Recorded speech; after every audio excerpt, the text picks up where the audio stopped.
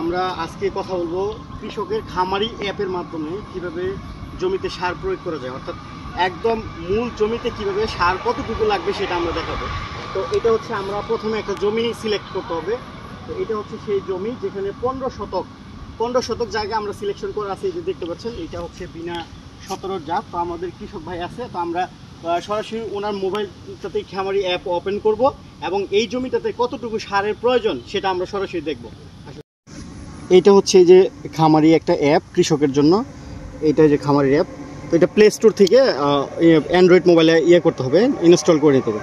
তারপর আমরা সরাসরি চলে যাবো এই যে সার সুপারিশে।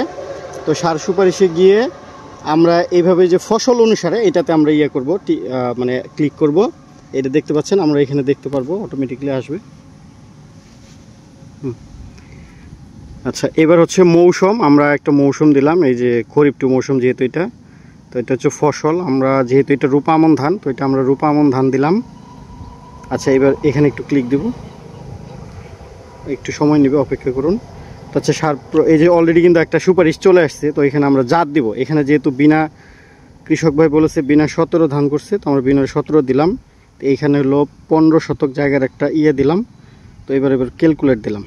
এই দেখেন, হ্যাঁ, ইউরিয়া 9.28 কেজি, তারপর হচ্ছে নাইট্রোজেন বা টিএসপি, তারপর হচ্ছে ডিএপি, ফসফরাস, এইভাবে কতটুকু দিতে হবে এখানে কিন্তু পুরো ডোজটা চলে আসছে।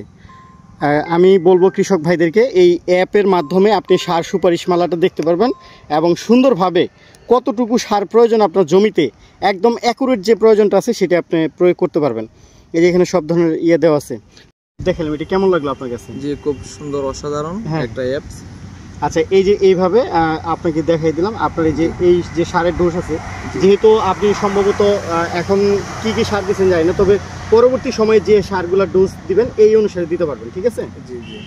তার মাঝে একটু ছড়িয়ে দেওয়ার জন্য, বিশেষ করে কৃষক ভাইরা অনেকেই বুঝে না বুঝে অনেক সময় সার প্রয়োগ করে, এবং এই অ্যাপের মাধ্যমে যদি সার প্রয়োগ করে একদম অ্যাকুরেট যে সার প্রয়োগ করাটা প্রয়োজন সেটাই করতে পারবে।